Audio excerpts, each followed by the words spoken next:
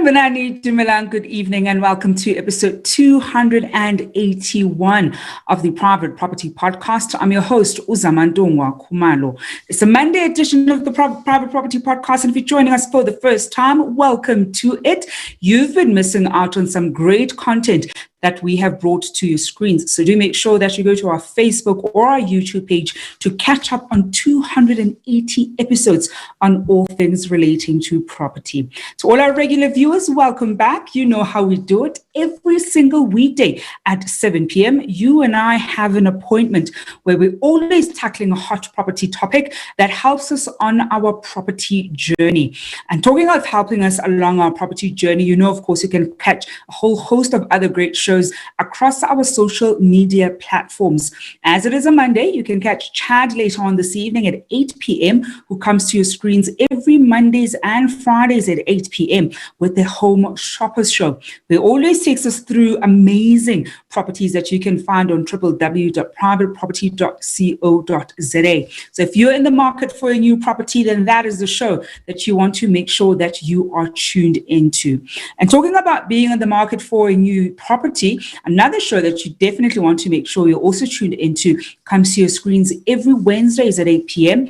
with S.C. Clarkson, and that is the First-Time Home Buyers Show, which is always in conversation with people who've not only walked that first-time home buying journey, but have gone on to grow their property portfolio from strength to strength.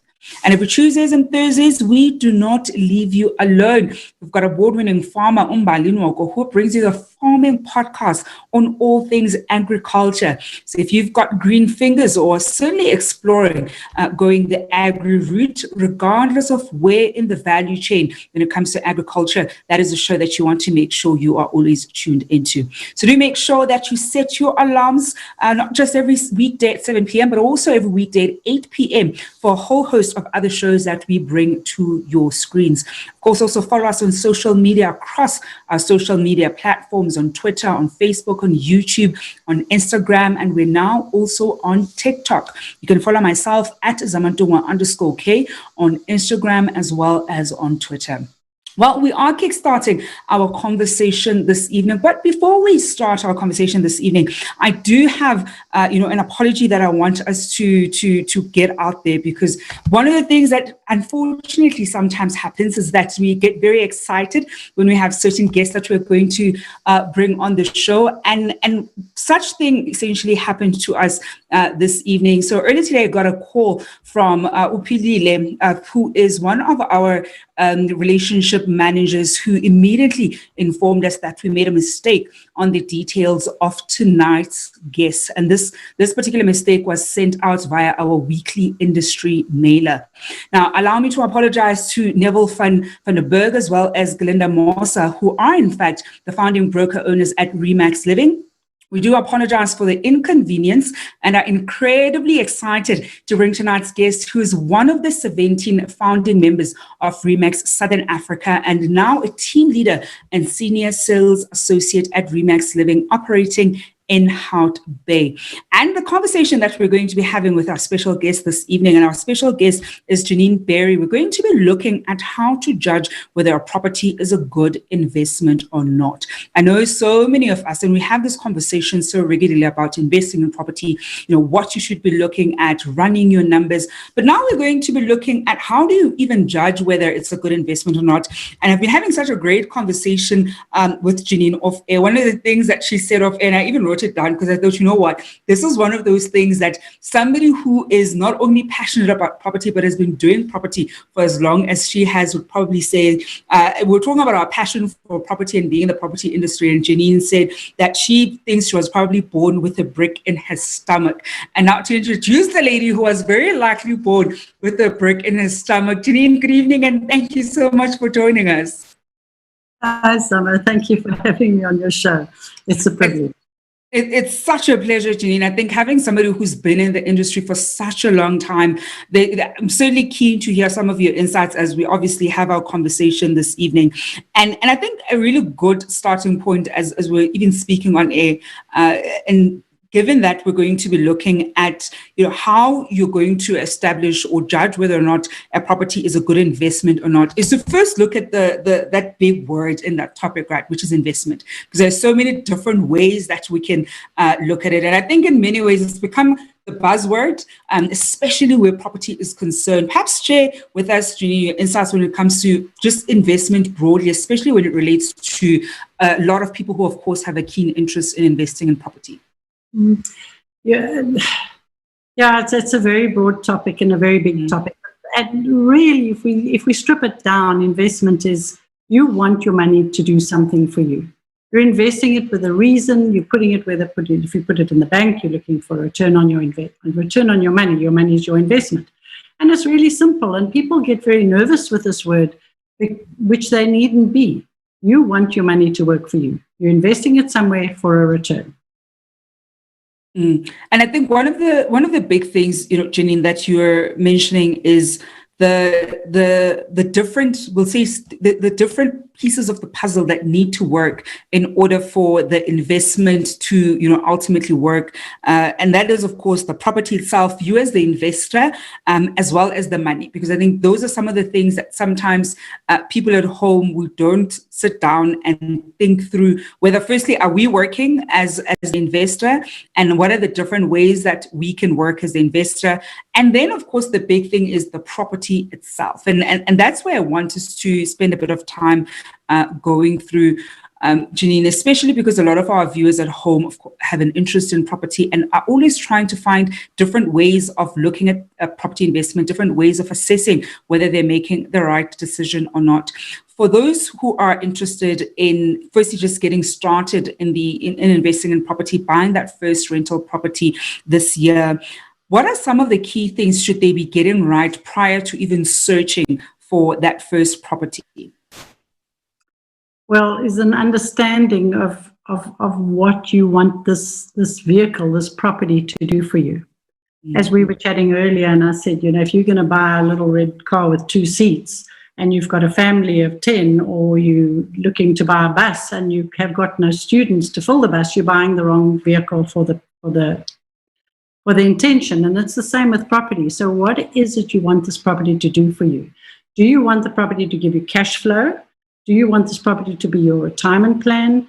Do you want this property to be a creation of wealth, or a store of wealth and a protection of your wealth? So once you have this full understanding of what you want the property to do for you, because that's what it will do, it will work for you, you need to just check, and you can make any property work for you if you know what you're looking for. So we can chat about that a little bit later, of how you can make a property work for you. But let's say, for example, you're a newbie investor and you want to buy to let. If you're going to buy to let, it doesn't help you buy a property in a holiday destination and you're looking for 12 months a year rental from a family of 6 people that are going to pay a really nice rental in a 4-bedroom or 3-bedroom home. You are buying the wrong property for the wrong results. So this is the key, I believe, more how to judge a property investment. You can judge it once you know what you're looking for and what will work for you. In terms of creation of wealth or passive income or your retirement, buy-to-let can work for all of the above. Mm-hmm. And when you're looking at this buy-to-let, it's such an incredible investment, because it can do exactly what you want it to do for you if you do your research correctly. So the second pillar of this, next to looking and understanding yourself, is your research.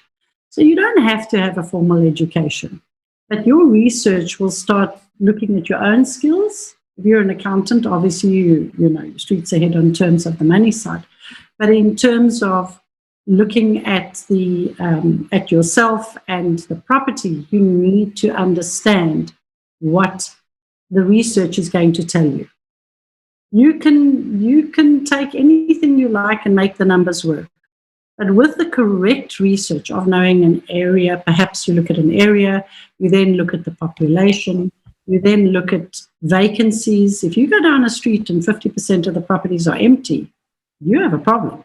Then you know this is not a great rental area. Or if you do your homework and you see, and you, for example, are somebody who wants to flip property, buy and sell quickly, and the average days on market are 300 and something, you know this is an area that is going to be difficult to flip the property.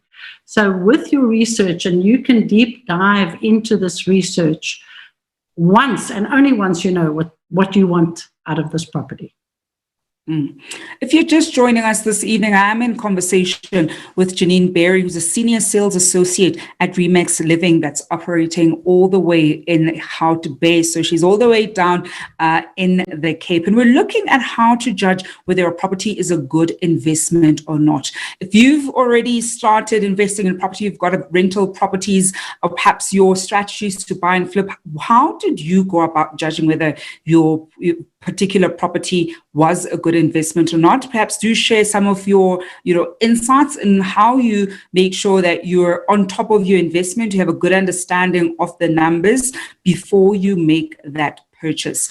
We certainly do want to hear from you, whether you're watching us on YouTube, on Instagram, or on Facebook. Now, Janine, I think then for those who have a keen interest in property, how do you go about spotting a good buy? I think especially now, because if you go on privateproperty.co.za, you're going to see every single day there are new properties coming onto the market in different areas, particularly in your metropolitan areas.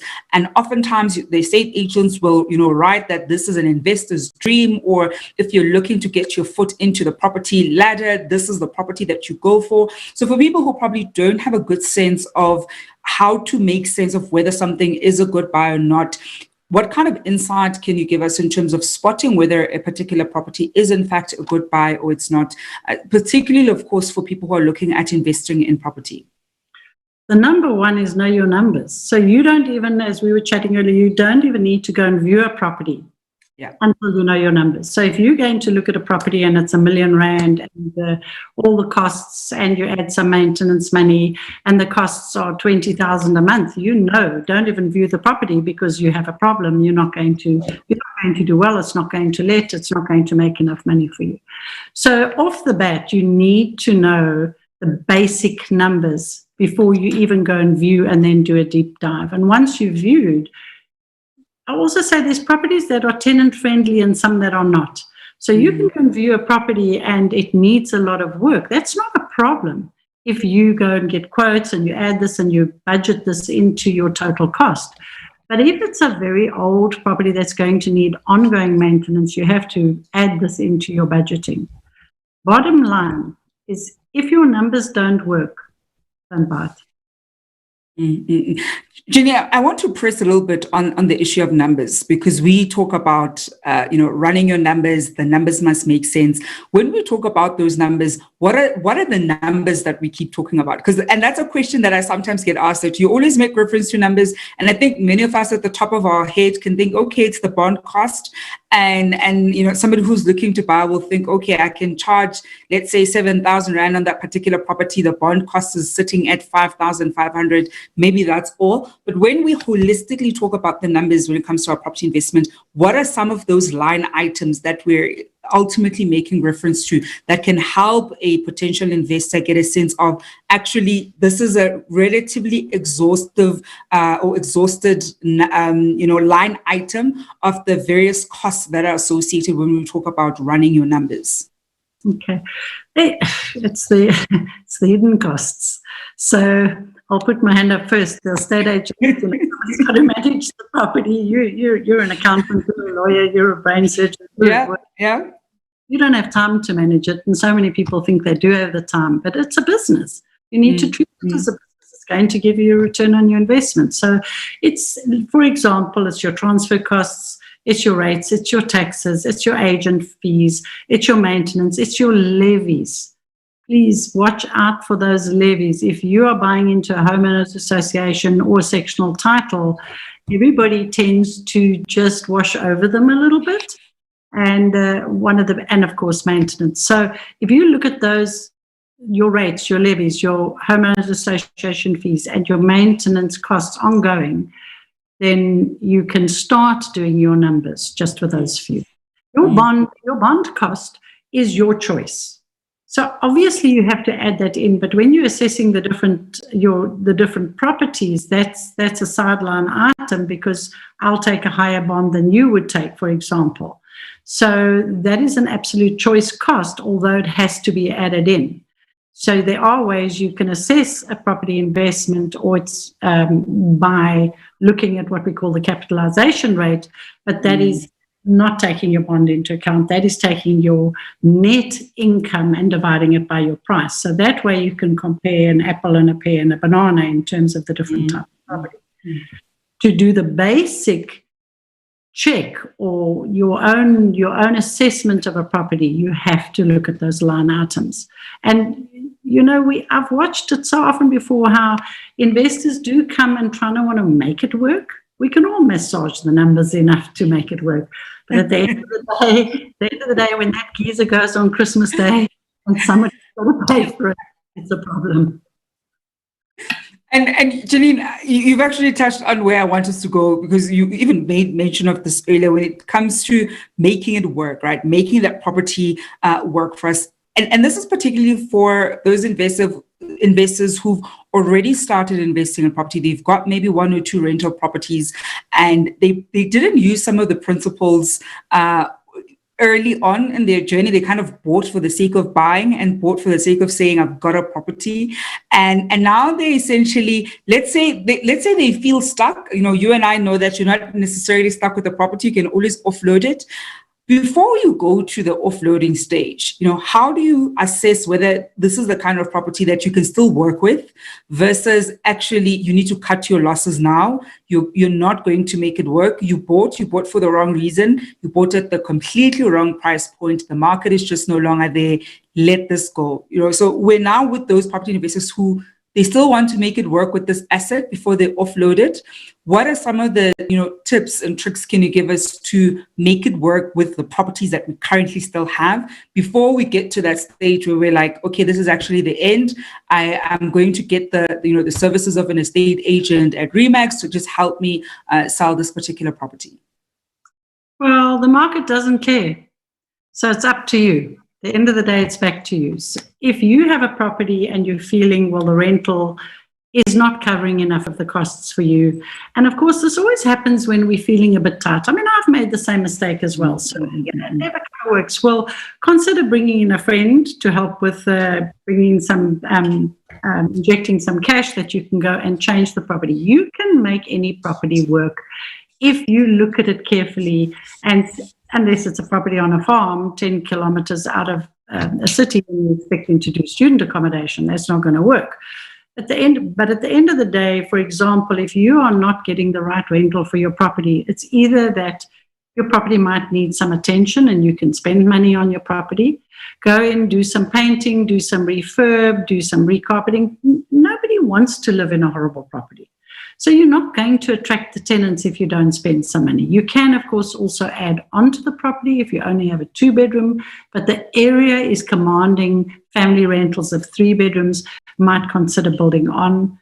If you have a larger piece of land, you can always put a second property on. And in Cape Town, there's a new bylaw where you can have 3 properties on each piece of land, so which is, obviously a minimum size.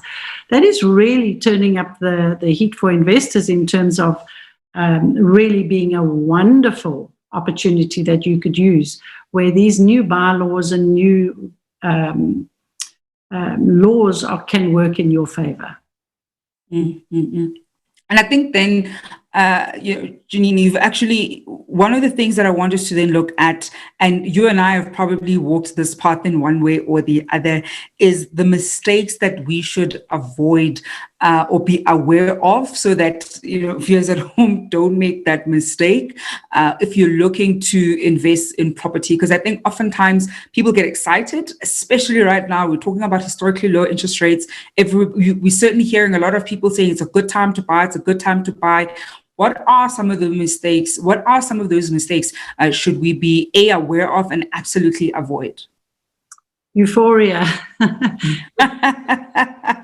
Zama, it's the proverbial just buying for the sake of buying, not understanding, not being prepared to do the homework that it does take, not intrinsically. We have short memories. there's this cognitive bias where we only remember what happened yesterday, but we don't remember what happened. If you remember, just before COVID, interest rates were 9%. Don't be surprised, they're going back up. We're going to see that again. So as an investor, the biggest mistake is not building in a cushion. Not make when I do a risk profile analysis with a buyer, one of the key questions I like to ask, of the number, is what is your risk appetite? If you're looking for a higher return, obviously you need to look at higher risk, but with higher risk, you need to have a little bit more cash flow. And what happens if the geyser goes on, as I always say, Christmas Eve? Have you got 10,000 Rand, if you are not insured for it, to replace the geyser, because you're not going to be getting a rent? So the biggest risk I see is not making sure you have a little cash fund for this business of your property. And we're going to go and certainly go through some other mistakes that we definitely do not want to make along the way. We're taking up questions and comments as we look at how to judge whether or not a property is a good investment for you. And I'm joined this evening by Janine Berry, who is a senior sales associate at Remax Living, all the way in Hout Bay. We've got a comment here from Daniel Morris on Facebook saying, Janine Berry is so knowledgeable. It's great to be watching her live. Thank you very much there to Daniel. And Janine, I think one of the great things that we sometimes take for granted, and this is, when it comes to mistakes, is oftentimes it's so easy for newbie investors to buy a property that they think, look, this is a cute fixer-upper, and I'll just, maybe change the floors or change this and that. And the next thing you know, they've overcapitalized, and they've spent far too much money than what they budgeted for. And because the euphoria got the best of them, they ended up even putting all kinds of, expensive finishes.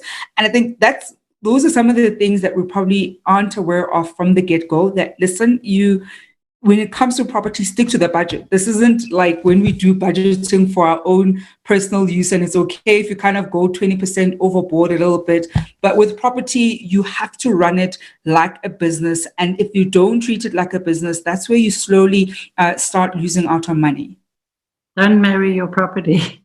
Don't. I've seen it. We go into a property, somebody buys a property, and of course we go in and they've painted the walls pink and blue. No, not everybody wants pink and blue. So spend the money in the right.